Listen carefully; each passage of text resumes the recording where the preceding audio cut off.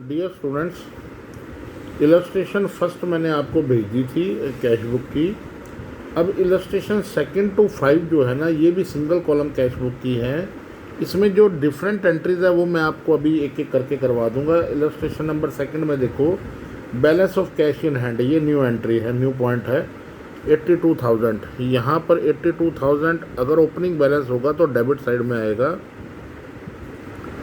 To balance BD के नाम का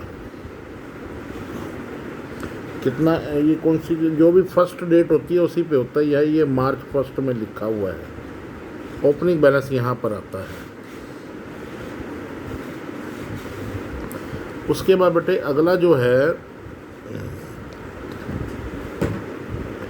goods purchase for from Ganesh. अब यहाँ पर गुड्स परचेज लिखा हो या गुड्स परचेज फॉर कैश शब्द लिखा हो, और या खाली गुड्स परचेज लिखा हो, किसी का नाम, खाली नाम लिखा हो, सिर्फ नाम लिखा हो, मान लो goods purchase from Ram, goods purchase from Shyam, goods sold to Ram, goods sold to Shyam, तो वो क्रेडिट ट्रांजैक्शन है, अदरवाइज कैश ट्रांजैक्शन है।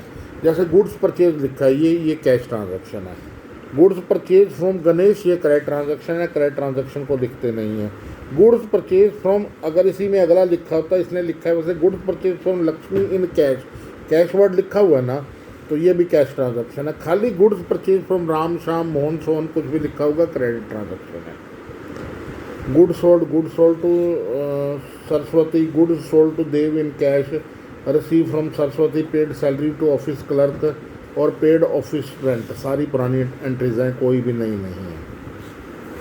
अब इलस्ट्रेशन नंबर 3 में क्या है, बैलेंस फ्रॉम लास्ट मंथ से जो बैलेंस आया है, यानी कि opening balance, deposited into bank, bank में जमा करवाए।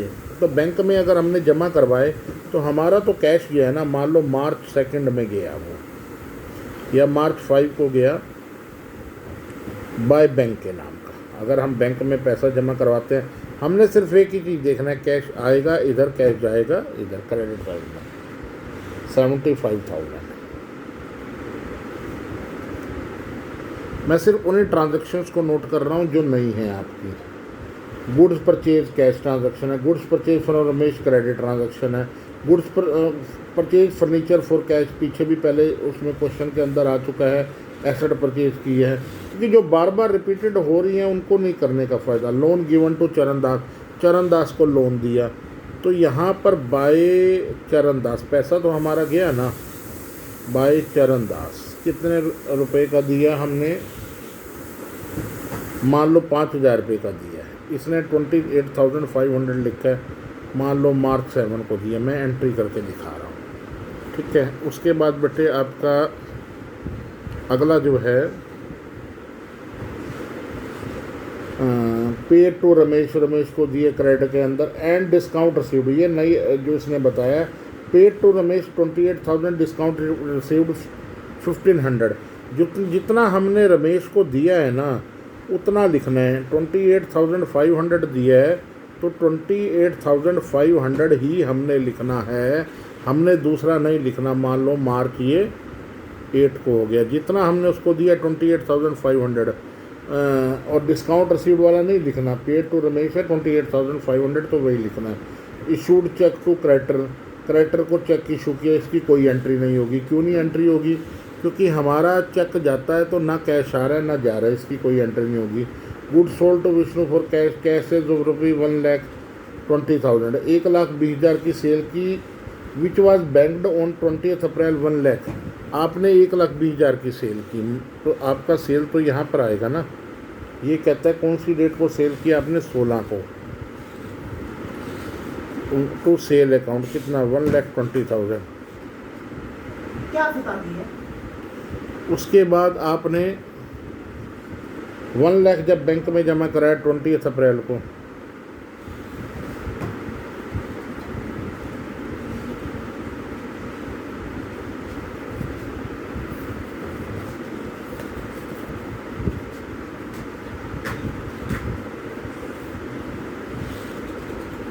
रिसीव फ्रॉम गंगाराम, पुरानी एंट्री है।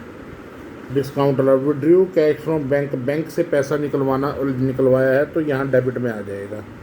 क्योंकि हमारे पास तो पैसा आ रहा है ना 25,000, किसी भी डेट को, जिस डेट को है वो डेट यहाँ पर लिख देंगे टू बैंक अकाउंट, मतलब जो नई ट्रांजैक्शन है उन्हीं को लिख रहा हूँ।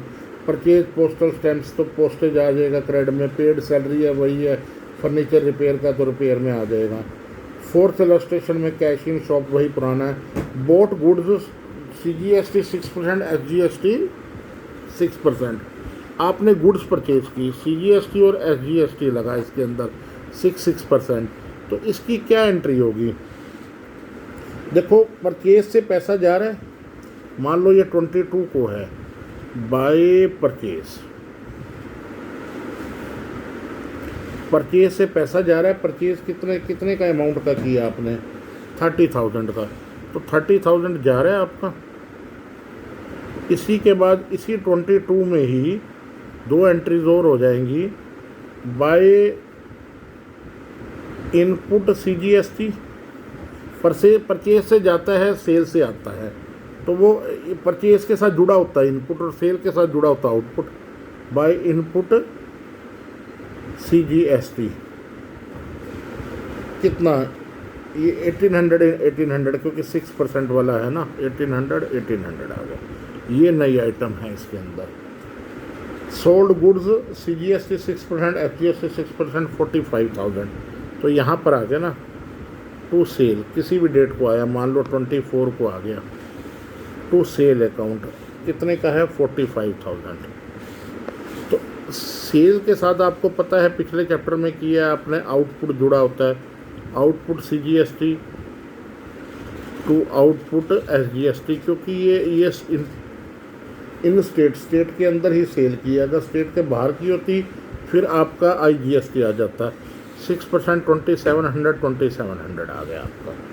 उसके बाद paid to Yashpal and account पुराना ही है, receive from Rahul brothers and discount allowed, loan की पेमेंट की travel expenses receive from Dinesh Yadav and discount allowed पुराना ही है। पेड रेंट फॉर गोडाउन, अब कोई एक्सपेंसेस किया है तो उसकी भी एंट्री आपको पता है कहाँ पर आती है, मान लो 25 को किया है। बाय रेंट, गोडाउन की एंट्री आपने रेंट दिया है 10,000, दे दिया 10,000, और इसी के अंदर ही आपने इनपुट CGST बाय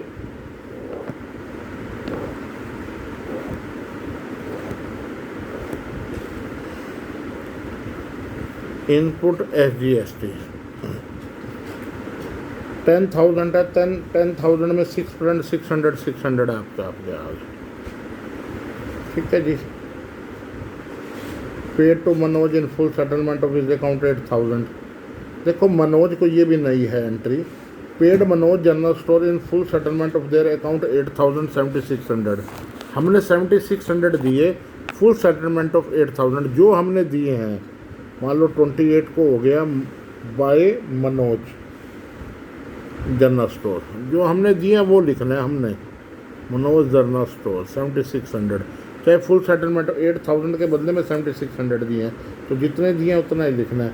अगला फिफ्थ इलस्ट्रेशन है, कैश बैलेंस वही है, sold goods for ₹4,000 to Ram and cash discount 2%, तो जो हमने दिए हैं ना 4,000 में से 2% माइनस कर देंगे, 80 माइनस करके कर देंगे 2 सेल्स, 80 माइनस करके 2 सेल्स आ जाएगा, मतलब 44,000 का है और 2% क्या है डिस्काउंट है, तो 3,920। बोर्ड गुड्स वही है, received cash from Sunil and discount paid to है, bought goods from Mohan less 2% discount, bought furniture on credit, ये लिखना नहीं है क्योंकि उधार पे है, पुरानी, इसमें कुछ भी नया नहीं है, बाकी ये सारी की सारी पुरानी आइटम्स हैं। तो इसके इस तरह आपका मतलब कि कैश आएगा तो इधर और जाएगा क्रेडिट के अंदर पेमेंट साइड में। ठीक है, रिसिप्ट डेबिट होती है, वैसे भी लेज़र की ये साइड डेबिट होती है, ये क्रेडिट होती है, तो ये आपका कंप्लीट हो गया। बैलेंस वैसे ही निकालना है, कैश का हमेशा डेबिट बैलेंस आएगा, कैश बुक का हमेशा। ठीक है जी, तो ये आपका कंप्लीट हो गया जी। 5th तक के आप इलस्ट्रेशन कर लेना, प्रैक्टिकल कर लेना, कोई डाउट हो तो आप मुझे कॉल कर सकते हैं।